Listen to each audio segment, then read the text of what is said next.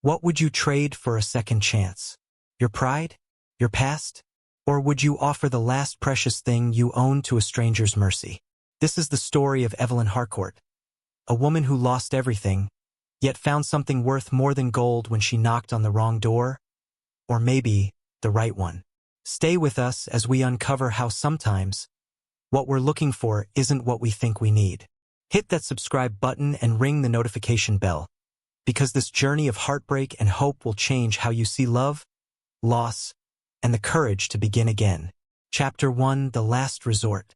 The relentless Texas sun beat down mercilessly on the dusty road that stretched endlessly through the heart of cattle country. It was August 1889, and the heat seemed to rise from the earth itself, creating shimmering mirages that danced mockingly in the distance. Evelyn Harcourt walked slowly along this desolate path, her once magnificent burgundy silk dress now bearing the unmistakable marks of a journey that had stripped away more than just comfort. It had stolen her identity. Her leather boots, custom-made in Boston just 2 years prior, were cracked and worn thin. Each step sent small clouds of red dust swirling around her ankles, settling into the intricate lace trim that had once been her pride.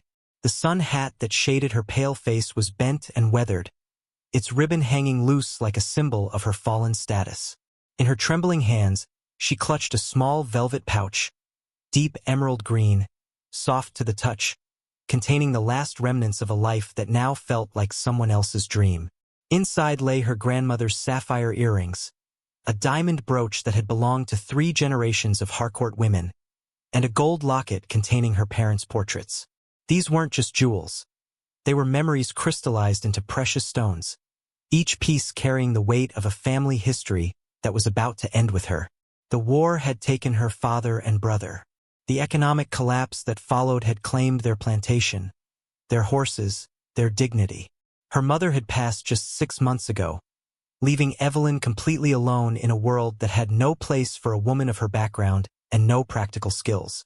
She had sold everything else, furniture, books, even her mother's wedding ring, just to make the journey west, following rumors of opportunity and the faint hope that distance might somehow heal the wounds of loss. Now, as she crested a small hill, she saw it. A modest ranch house nestled in a valley, surrounded by grazing cattle and the promise of human kindness. Smoke rose gently from the chimney, and she could hear the distant lowing of livestock. The sight filled her with a mixture of desperate hope and crushing shame. This was what she had become, a beggar at the door of strangers, reduced to trading family heirlooms for basic survival. Her throat was parched, her lips cracked from the dry air. She hadn't eaten a proper meal in 3 days, surviving on stale bread and warm water from her nearly empty canteen. Her stomach cramped with hunger, but it was the hunger for belonging, for a place to call home, that hurt most of all. As she approached the wooden fence that marked the property line, she paused to steady herself. Through the dust-covered window of the house, she could see the warm glow of an oil lamp and shadows moving about in what appeared to be evening preparations. The normalcy of it, the simple, honest domesticity, brought tears to her eyes. How long had it been since she'd experienced the comfort of routine, of safety, of home? Taking a deep breath, she walked up the worn path to the front door, her heart pounding with each step. This was it, her last chance, her final desperate gambit. She raised her hand to knock, knowing that on the other side of this door lay either salvation or the confirmation that she had truly lost everything that mattered. The sound of her knuckles against the weathered wood seemed to echo across the vast Texas landscape, carrying with it all her hopes, fears, and the weight of a woman who had nowhere else to turn. Chapter 2: An Unexpected Answer. The door opened slowly, revealing a man who seemed to embody everything that Evelyn had lost touch with: strength, stability, and an unmistakable sense of belonging. Luke Carter stood in the doorway, his tall frame silhouetted against the warm lamplight from within. He was probably 30 years old, with sun-weathered hands that spoke of honest work and kind brown eyes that held no judgment, only curiosity.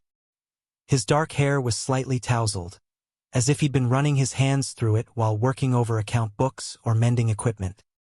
He wore simple clothes, a cotton shirt with the sleeves rolled up, revealing forearms tanned from years under the Texas sun, and well-worn denim pants that had seen countless days of ranch work. There was something immediately trustworthy about him, an authenticity that Evelyn hadn't encountered in the artificial world of high society she'd left behind. "Ma'am," he said softly, his voice carrying the gentle drawl of a man born and raised in this harsh but beautiful land. "You look like you could use some water and a place to sit down." Evelyn felt her carefully rehearsed words stumble in her throat. She had planned this moment, practicing what she would say, how she would present her case with dignity intact. But standing here, faced with genuine human kindness, she felt her composure crumbling. I don't want to impose," she managed, her voice barely above a whisper. "I was hoping. That is, I was wondering if you might be in need of—" She fumbled with the velvet pouch, her fingers trembling as she tried to open it. "I have some items of value. Jewelry. Fine pieces that could be sold in town. I was hoping to trade them for just a few days' shelter and perhaps some food." Luke's expression grew more concerned as he took in her appearance. The expensive dress worn to tatters, the proud posture fighting against obvious exhaustion, the way she held that small pouch like it contained her entire world. He stepped aside, gesturing for her to enter. "Come inside first," he said firmly but gently. "The heat's been brutal today, and you look like you've been walking for hours." The interior of the ranch house was simple but clean, filled with handmade furniture and the lingering aroma of coffee and bread. It felt like a home in the truest sense, lived in, loved, and filled with the quiet contentment that comes from a life well lived. Evelyn felt a pang of longing so sharp it nearly brought her to her knees. Luke guided her to a wooden chair at the kitchen table and poured her a glass of cool water from a pitcher. She drank it gratefully, feeling the blessed relief as it soothed her parched throat. He set a plate of bread and cheese before her, along with some dried fruit and cold beef. "Please eat," he said, settling into the chair across from her. "We can talk after you've had a chance to recover." As Evelyn ate, trying to maintain some semblance of manners despite her desperate hunger, Luke studied her quietly. He could see the quality of her dress despite its condition, the way she held herself despite her obvious distress, the education in her speech patterns despite her current circumstances. This was a woman who had known privilege and had lost it all. "Now then," he said once she'd finished eating. "What's your name and what brought you to my door?" "Evelyn Harcourt," she replied, some of her natural poise returning with proper nourishment. "I'm from Virginia originally. My family. We lost everything in the war and its aftermath. I heard there might be opportunities out west, but I'm afraid I've been rather naive about the challenges of traveling alone." She opened the velvet pouch again, this time successfully, and spread its contents on the rough wooden table. The jewels caught the lamplight and threw tiny rainbows across the walls. A beautiful, heartbreaking display of fallen wealth. "These are all I have left of my family's legacy," she continued, her voice growing stronger. "I'm not asking for charity, Mr. Carter. Luke Carter. And I can see these mean a great deal to you." "They do," she admitted. "But they can't provide shelter or food or safety. I was hoping you might accept them in exchange for allowing me to stay here for just a few days while I figure out my next step.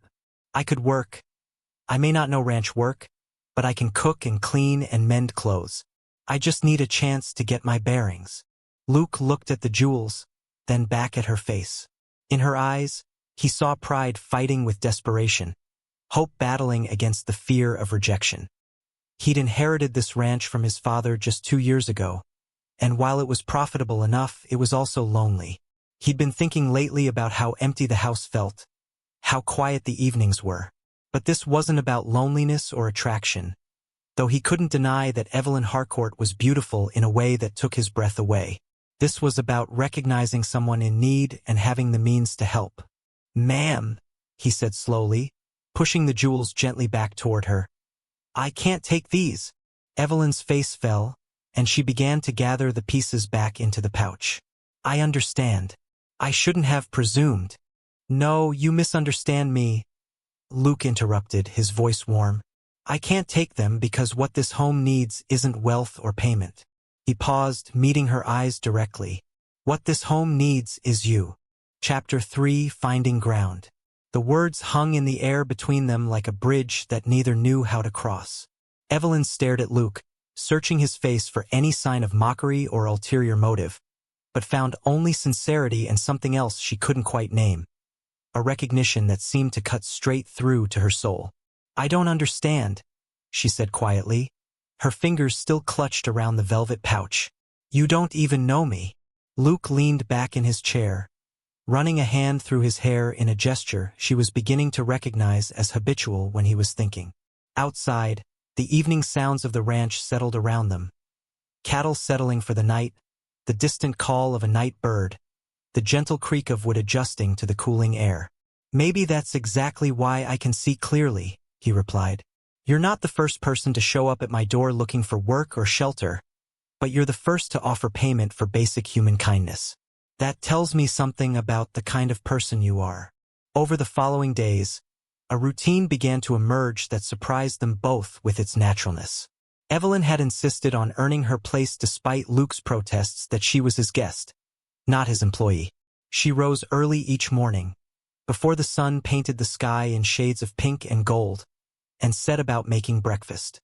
Her cooking skills, refined in the drawing rooms of Virginia but adaptable to the practical needs of ranch life, proved better than Luke's bachelor fare of coffee, beans, and whatever he could heat quickly.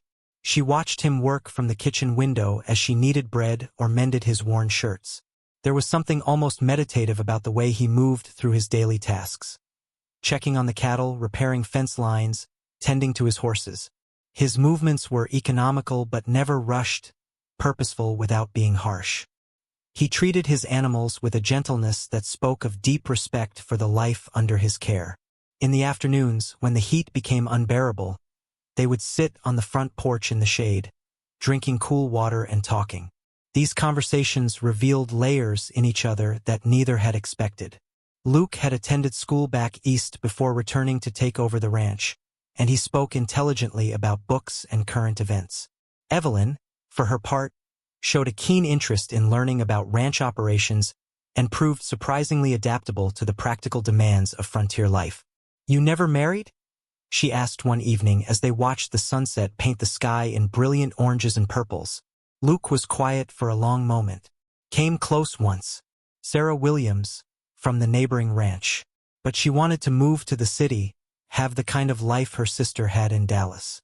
I couldn't leave this place and she couldn't stay. Sometimes love isn't enough if you're walking in different directions."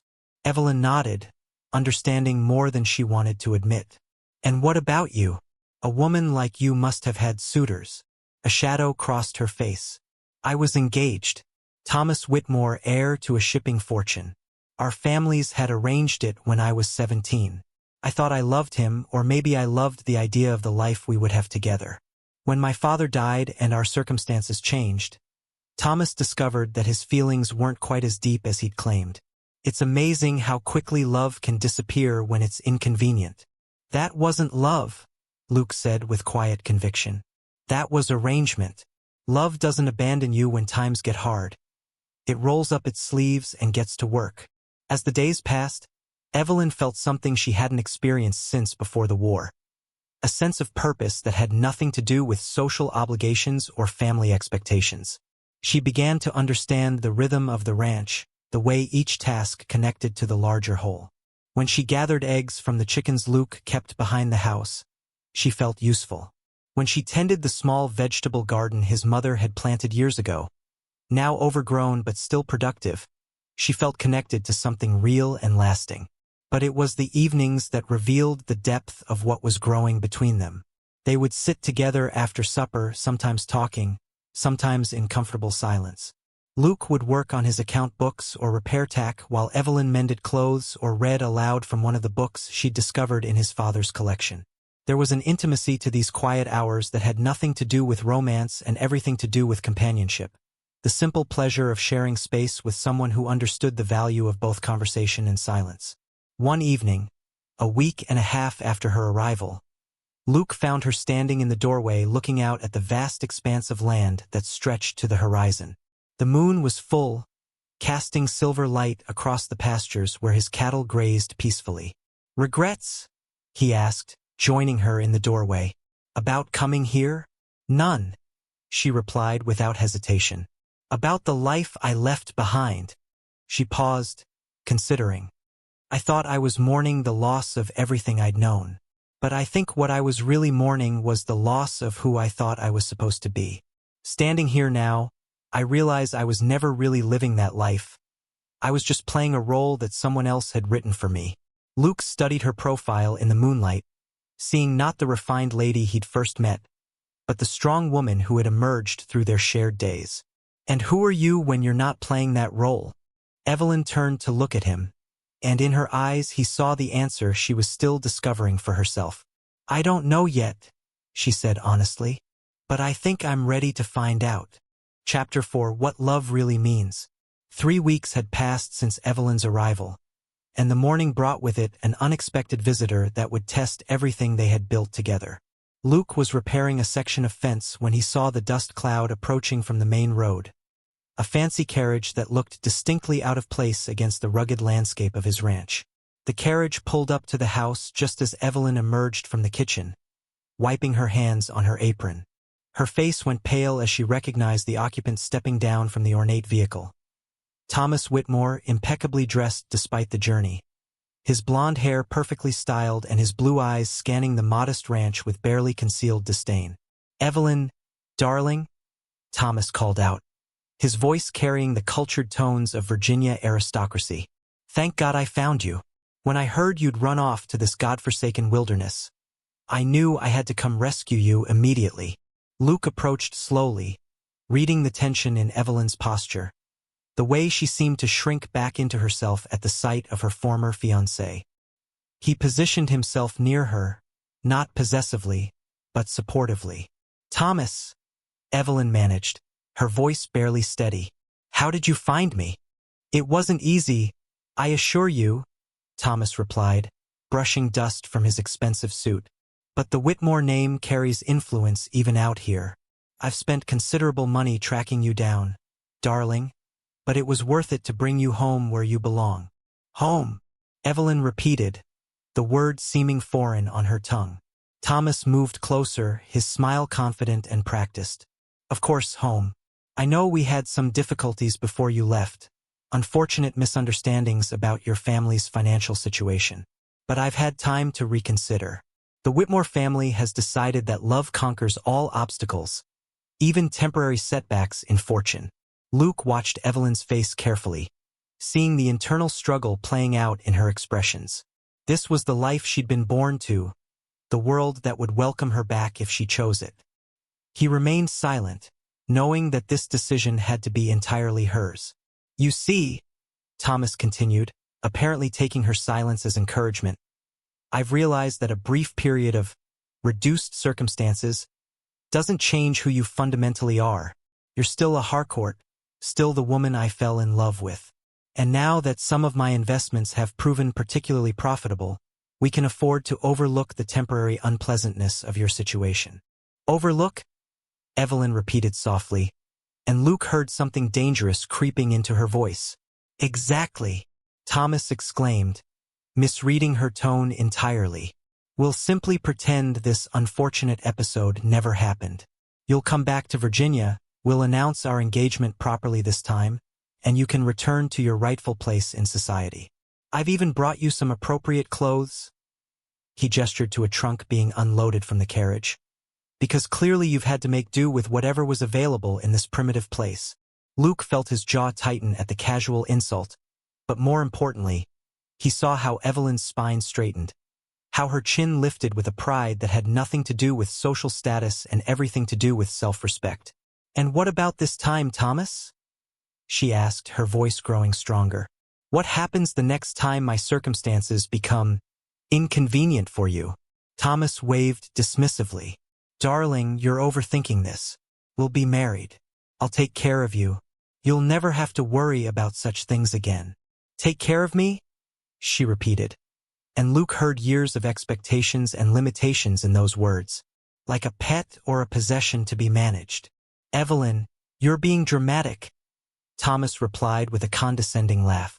This place has clearly affected your thinking. A few weeks of playing at frontier life doesn't change centuries of breeding and education. You belong in my world. That's when Evelyn looked at Luke.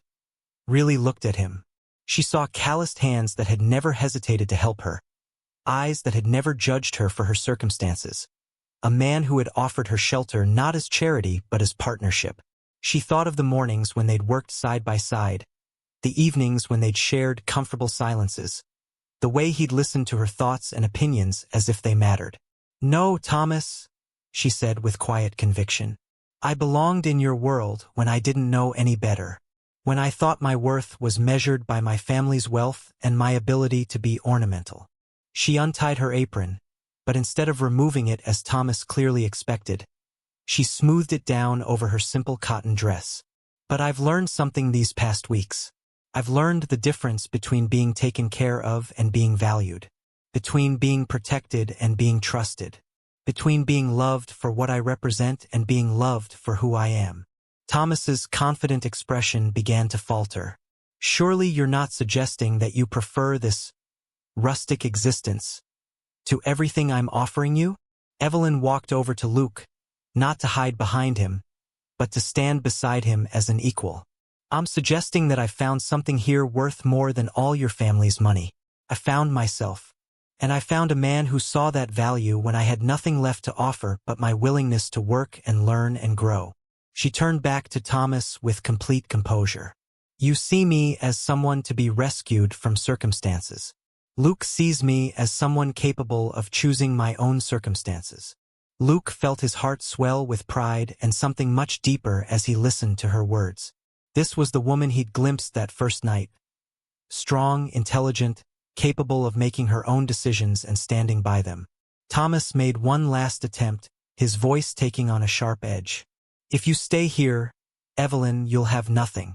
No social standing, no security, no future worth having." Evelyn smiled then, and it was the first completely genuine smile Luke had seen from her. "If I go with you, Thomas, I'll have everything except the one thing that matters most. I won't have myself." As Thomas's carriage disappeared in a cloud of dust and wounded pride, Luke and Evelyn stood together on the porch, watching the sunset paint the sky in brilliant colors. The silence between them was comfortable, filled with understanding and possibility. "So," Luke said eventually, "what happens now?" Evelyn looked at him with eyes clear and bright with certainty. "Now I stop running from who I'm supposed to be and start becoming who I choose to be. Here with you if you'll have me." Luke took her hand, calloused fingers intertwining with ones that were learning the honest dignity of work. "What this home needs," he said, echoing his words from that first night, "is you. Not as a guest, not as someone seeking shelter, but as a partner. As someone who chooses to build a life here because it's where she wants to be." "And what I need," Evelyn replied, understanding finally that love wasn't about rescue or security or meeting expectations, "is a place where I can be exactly who I am, and someone who sees that as enough." As they stood together watching the stars emerge in the vast Texas sky, both understood that they had found something rare and precious. Not just love, but the freedom to love authentically, without pretense or conditions. They had each other, they had the land, and they had the knowledge that true wealth isn't measured in gold or jewels, but in the courage to choose love over convenience, growth over comfort, and authenticity over appearance. In the distance, cattle lowed peacefully, and the night sounds of the ranch settled around them like a blessing. Tomorrow would bring work and challenges and the simple joys of building a life together.